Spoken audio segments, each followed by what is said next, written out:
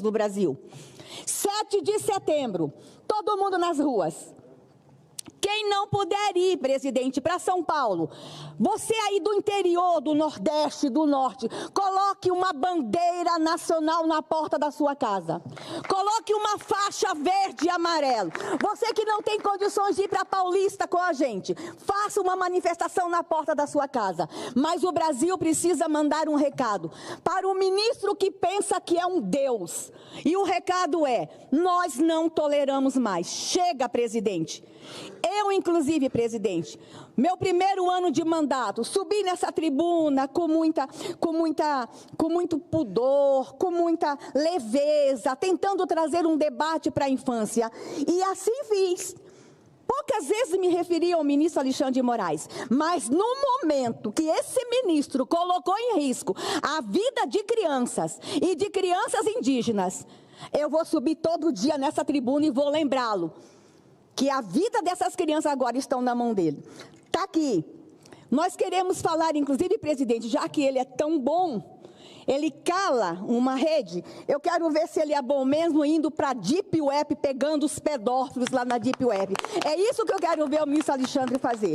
Essa é a minha manifestação, presidente. Silvia Wayampi, sei da sua preocupação com as comunidades indígenas agora sem internet, mas nós vamos estar aqui. E o Brasil vai estar com você, Silvia, com você, Bia, com você, Carla Zambelli, com as mães parlamentares. O que está tendo aqui é um manifesto de mães parlamentares preocupadas com uma decisão infeliz e injusta de um ministro que pensa que é um Deus. Obrigada, presidente. Muito obrigado, senadora Damares Alves, pelo Distrito Federal. Inclusive, uma das frases aqui, olha as coincidências da vida, né? São Tomás de Aquino, que com certeza foi o nome do nosso homenageado aqui, Jaime Tomás de Aquino. Os seus genitores devem ter se espelhado no São Tomás de Aquino. Ele tem uma frase que tem muito a ver com essa etapa aqui da sessão, né? Que é o seguinte: se podes viver no meio da injustiça sem sentir repugnância, então és tão imoral como injusto. Jaime Tomás de Aquino, na verdade que São Tomás de Aquino. Eu peço assim aos senadores, e a senadora Damares mostrou o impacto que isso tem até na cultura do caju, sobre essa questão da censura. Lembrando que, por exemplo, na minha cidade, a manifestação do 7 de setembro vai ser em Fortaleza, 16 horas na Praça Portugal. Sendo chamado por várias entidades lá da sociedade civil organizada. Eu estarei em Fortaleza com o meu povo. Eu quero passar a palavra ao senador Beto Martins, de Santa Catarina, que pediu a palavra para fazer aqui a sua exposição sobre o tema. Muito obrigado. Senhor presidente, senador Girão, primeiro eu queria lhe parabenizar pela condução, desde já demonstrar também minha compreensão e minha solidariedade ao que o senhor está vivendo e passando agora aí na condução dos trabalhos. Queria, evidentemente, parabenizar a toda a família do senhor Jaime Tomás de Aquino. É sempre muito importante quando essa casa presta homenagem a pessoas que ajudaram a construir a história desse país, que tiveram uma presença relevante na construção dos aspectos culturais desse país.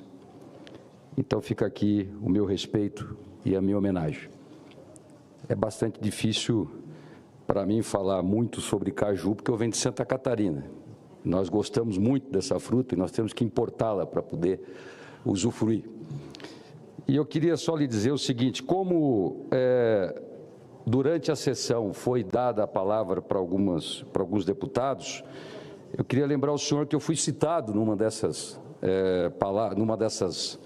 oratórias que falava sobre a bancada de Santa Catarina. E eu entendo que seja justo e correto que eu possa aqui,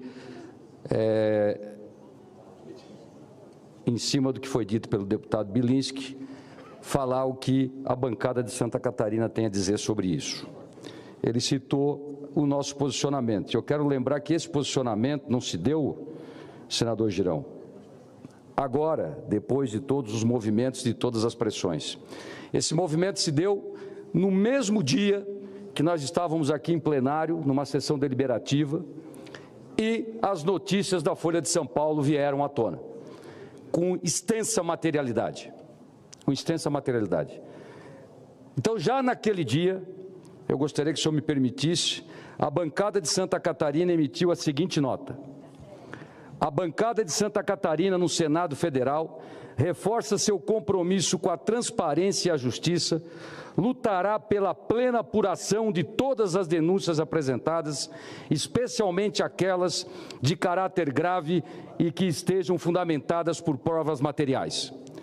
Diante dos fatos divulgados recentemente pela imprensa nacional, que apontam para questões extremamente sérias, envolvendo a fundamental instituição, o Judiciário, reafirmamos nosso posicionamento firme em favor das investigações necessárias e entendemos que é papel legítimo do Senado Federal conduzir as apurações cabíveis, sempre em defesa da verdade e da justiça, pilares fundamentais da nossa democracia.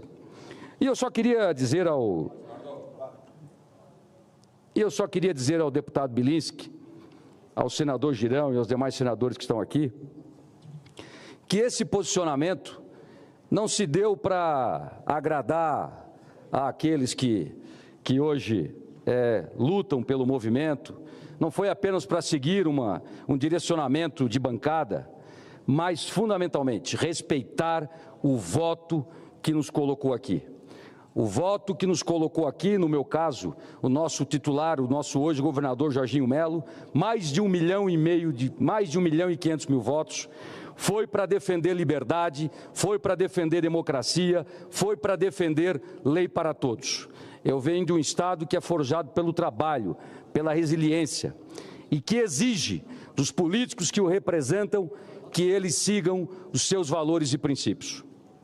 Por isso, eu venho aqui hoje dizer que tenho convicção que tanto eu como o senador Seif e o senador Esperidião Amin estamos respeitando a vontade da esmagadora maioria do povo catarinense.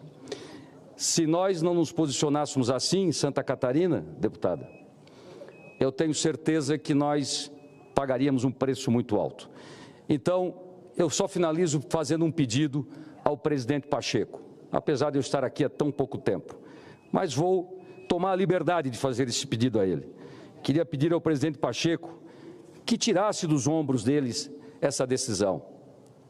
Por que ele vai trazer para ele sozinho essa decisão? Por que esse peso tão duro, esse peso tão grande, né, em relação a um tema tão importante? E a forma melhor de fazer isso é oportunizar que os 81 senadores se posicionem, que cada um possa dizer qual é a sua posição nesse momento.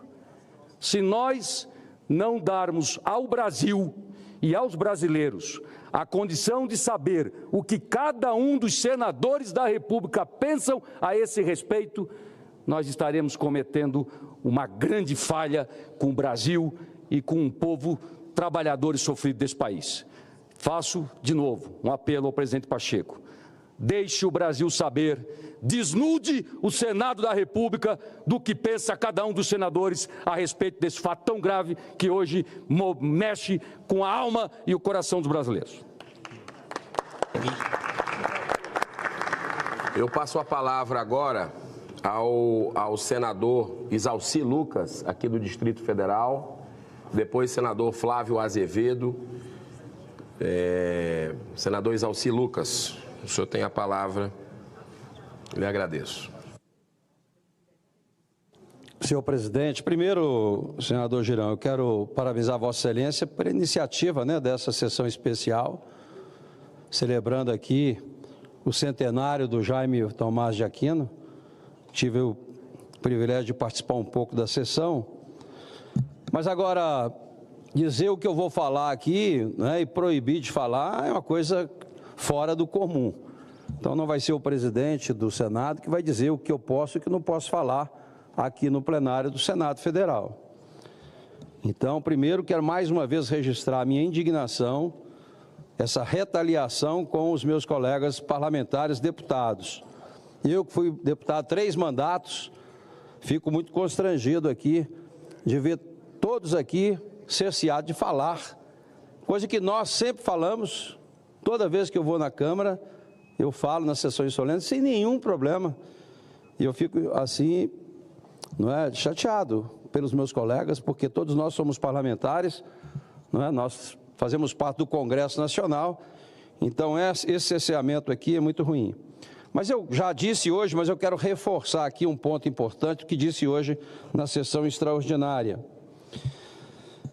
com relação a essa questão do que está acontecendo no Brasil, com essas decisões inconstitucionais que acontecem no Supremo Tribunal Federal. A verdadeira tragédia dessa situação é a conivência do restante da sociedade. A apatia diante dessas aberrações jurídicas, a aceitação passiva de uma censura cada vez mais agressiva e o silêncio frente à perseguição política são sintomas de uma democracia que está morrendo. Quando a imprensa, que deveria ser bastião da verdade, se rende ao conformismo, quando as escolas, que deveriam promover o pensamento crítico, se tornam centros de doutrinação, e quando as empresas, temerosas, se curvam diante da autoridade identitária, percebemos o quão longe estamos do ideal democrático. O caminho que estamos trilhando é suicida. A destruição de uma democracia não ocorre de uma só vez, mas através de uma série de concessões e silêncios.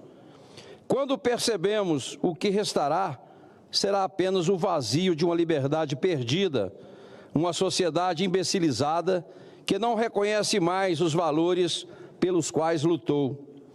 Se os verdadeiros democratas não se levantarem para defender a liberdade que ainda restam, logo será tarde demais. A democracia será apenas uma lembrança distante, destruída não por um golpe militar ou por uma revolução violenta, mas pela apatia e a conivência de um povo que não soube defender a sua própria liberdade. Então, diante disso, resta-nos defender a mobilização da sociedade. Então, vamos convocar aqui todos aqueles que puderem estarem em São Paulo, dia 7 de setembro, na Avenida Paulista, às 14 horas, para que a gente possa manifestar realmente a nossa indignação com essas questões que estão acontecendo no Supremo Tribunal Federal. Eu vi, inclusive, declarações do vice-presidente dizendo que o Alexandre estaria correto em função de que as empresas e as pessoas não estão acima da lei. Mas a lei é a Constituição. Quem não está cumprindo a Constituição é o próprio Supremo, que deveria estar defendendo essa Carta Magna nossa. Portanto, eu não vejo nenhum sentido o que está acontecendo hoje. Eu vi recentemente um promotor do Paraná falando 14 pontos. Juiz pode abrir inquérito? Não, exceto o Supremo. Pode conduzir, não é? Está aqui a Bia, que é a nossa procuradora aqui do DF, já foi procuradora, nossa deputada, sabe. Quantos itens o Supremo está fazendo fora daquilo que está previsto na Constituição e no processo penal e civil. Então, todos nós, ninguém está acima da lei, nem mesmo os ministros do Supremo. Portanto, essa colocação que a minha querida senadora Damares colocou, da Starlink, é também um outro absurdo, porque as Forças Armadas dependem, a não ser que os ministros estejam defendendo que as fronteiras sejam abertas para o tráfico que já existe, as drogas entrarem no país. Talvez seja complemento das decisões das drogas no Supremo Tribunal Federal, porque na medida que não tem a internet funcionando nas fronteiras, vai facilitar realmente o tráfico de drogas. Se é essa a defesa, eu até posso entender, mas fora disso não dá para entender, porque as próprias escolas estão sendo beneficiadas por essa empresa gratuitamente. São milhares de escolas que receberam da Starlink as condições de ter a internet, coisas que não tem em vários estados, em vários municípios. Então, senador Girão, agradeço, né, essa sessão especial. Realmente a oportunidade que nós temos de mobilizar a sociedade para que realmente a gente dê um basta no que está acontecendo hoje no nosso país. Então, 7 de abril, 14 horas, na Avenida Paulista, 7 de setembro, 14 horas, na Avenida Paulista. Obrigado, presidente. Muito obrigado, senador Isalci Lucas. Eu passo a palavra ao senador Flávio Azevedo, ali, meu vizinho de estado do Rio Grande do Norte. Ele que é o suplente do senador Rogério Marinho, líder da oposição. E o senador Flávio tem feito um grande trabalho aqui e fez um depoimento aqui há pouco tempo emocionante sobre... Ele teve a oportunidade de conhecer o seu Jaime Aquino, né, que nós estamos celebrando aqui o centenário. Ele conhece a importância do mercado, né, da questão da cajucultura, do potencial dela, porque os estados produtores, Ceará, Rio Grande do Norte e Piauí, os maiores produtores do Brasil. Eu lhe concedo a palavra, senador Flávio Azevedo. Senhor presidente, senhoras senadoras, meus caros deputados e deputadas federais aqui presentes, e eu queria dizer o seguinte: hoje à tarde eu tive o prazer de ver aqui um número expressivo de parentes do Jaime Aquino e funcionários do Jaime Aquino. E entre os funcionários, todos eles, ao discursarem aqui onde eu agora estou, falavam da importância que o Jaime dava ao desenvolvimento paralelo entre a economia e o social. Eu tive a oportunidade de conversar com o Jaime. Jaime tinha mais de 100 mil hectares plantados de caju. E cada fazenda dele, ele transformou numa pequena cidade, independente, com escola, com igreja. E interessante, igreja tanto católica quanto igreja evangélica. Ele acreditava realmente no Estado laico. E Jaime me citava sempre, presidente, uma frase que ele atribuía a Thomas Jefferson, embora haja alguma discussão sobre o assunto. E a frase era o seguinte: quando a injustiça se torna a lei, é nosso dever se opor a ela. Ele dizia isso porque os anos que eu convivi com Jaime foram os anos da chamada Revolução. Ele era indignado contra o AI-5, por exemplo, porque ele acreditava numa coisa chamada liberdade. E por incrível que pareça, se hoje vivo ele fosse, ele repetiria esta frase nas atuais circunstâncias. Vivemos hoje um processo muito semelhante a que as pessoas que acompanham e apoiam a posição do Supremo viveram no passado, condenando o que eles chamavam de ditadura. Hoje nós vivemos uma situação semelhante, com certeza o Jaime estaria repetindo para ele as palavras que ele, no passado, costumava dizer contra. Por exemplo, vocês são jovens, eu já tenho 78 anos, mas alguém aqui deve se lembrar da Lei Falcão, condenada pelo país inteiro, condenada pela classe política, indignada contra a Lei Falcão. Hoje vivemos uma situação semelhante. E Jaime, com certeza, estaria também recordando isso, né?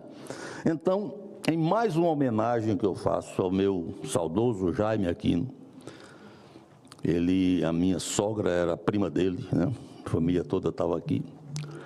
Em homenagem a esse grande cearense, por povo irmão dos potiguares, né? Jaime nasceu na fronteira do Ceará com o Rio Grande do Norte.